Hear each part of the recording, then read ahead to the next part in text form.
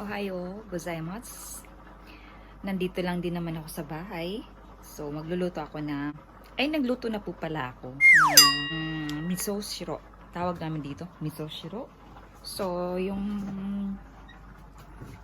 ginawa ko ganito po siya. Ayan, miso.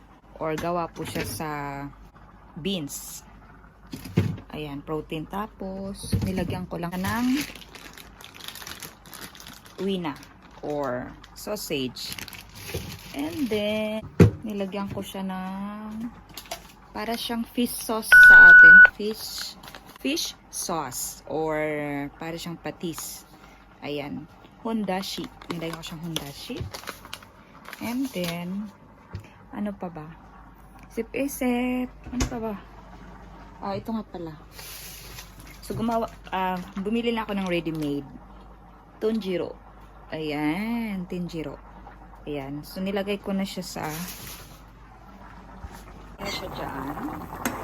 Tapos, nilagay ko siya ng kamote. Ayan. Kamote. Tsaka sausage. Kasi hindi ako nakabili ng karne. So, ayan po. Para sa malamig na panahon. Higot-higot tayo ng sabaw. Ayan po, guys. Luto-luto lang habang nasa bahay. Ayan. Pampalakas lang ng resistensya. Lagyan ko nga pala siya ng dito. Ayan. Lagyan ko siya ng sibuyas dahon. Lagyan ko siya ng spring onions.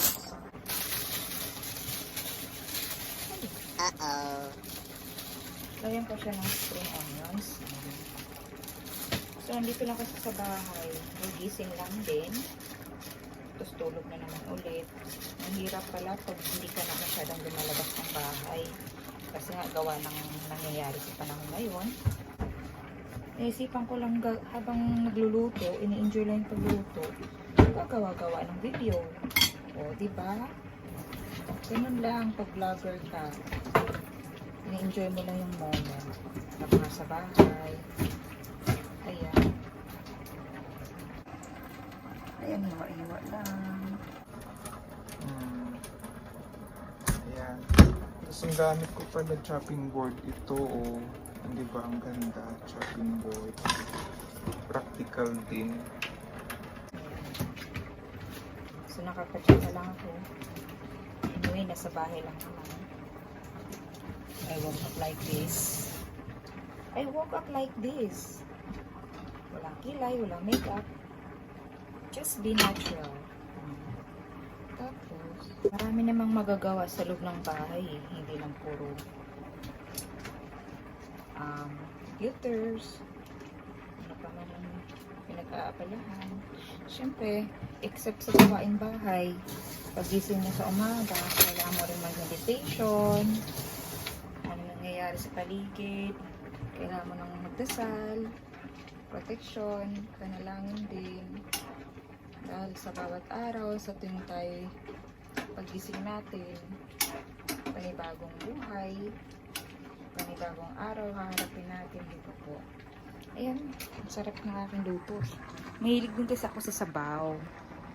Ayan. Mahilig ako sa sabaw.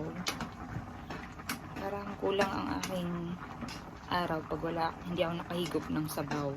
Kasi pag nagluluto ako ng sabaw, naalala ko palagi tatay ko. Kasi mahilig siya sa sabaw. Ayan. Sa tuwing nagluluto ko ng anak ko ng sabaw, naalala ko sabaw.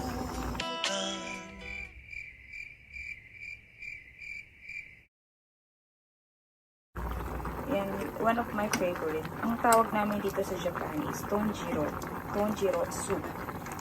Tonjiru soup. Dapat siya talaga meron siyang parang yung karne na bara. Pero hindi ako kasi nakalabas.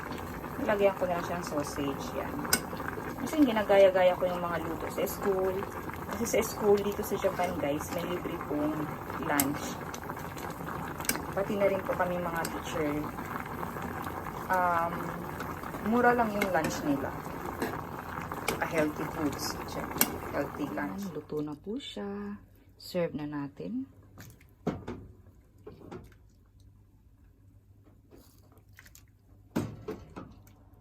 Sarap din kasi meron na siyang carbo. Ayan.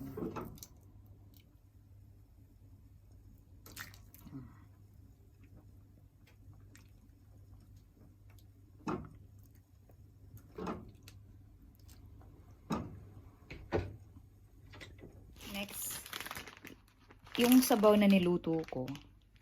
Minsan parang ayaw kong kumain ng rice. So, ito ang tawag namin dito is mochi or malagkit. Mga 3 minutes, oven toaster. Ito toast lang natin siya. And after niyang ma-toast, ilagay natin sa ibabaw ng sabaw. Yun lang. Ayan po. Naka-square po siya. So, I'll prepare at least maybe 3 for the 3 of us. So, ngayon, ang gagawin po natin dito is, ito toast po siya. And after po niyang ma-toast for at least 3 minutes, ilagay natin siya sa ibabaw ng miso soup na ginawa ko. Kasi para ayaw kong kumain ng rice. So, maganda na rin yung meron ka mga stocks na mochi. Siyempre, nowadays, di ba? May season kasi ng virus ngayon. So, malaking tulong po talaga na may sabaw po tayo everyday. And, ayan, mochi or malagkit. Mochi. So, lagay ko na yung mochi. Ayan po, lagay ko na siya dito. Super luma na yung aking toaster. Pwede ko na rin siyang gawing 4. Baka kasi kukulangin. Yung mga kids ko ang hihilig sa mochi. Ayan po. So, 4 na rin siya. Para extra na rin. Ayan. And then, we will toast at least 2 or 3 minutes. Ayan. Lagay po natin yung mochi dito sa ibabaw ng sabaw. So, done na po yung toast. Ganito na po niya. So, lagyan natin dito. At ipatong na natin sa ayan. So,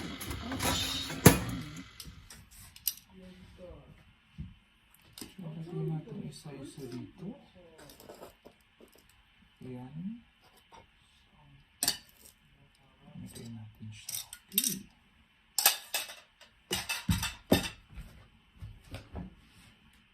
This is how I serve my miso soup with mochi. Ang sarap. Let's eat, guys.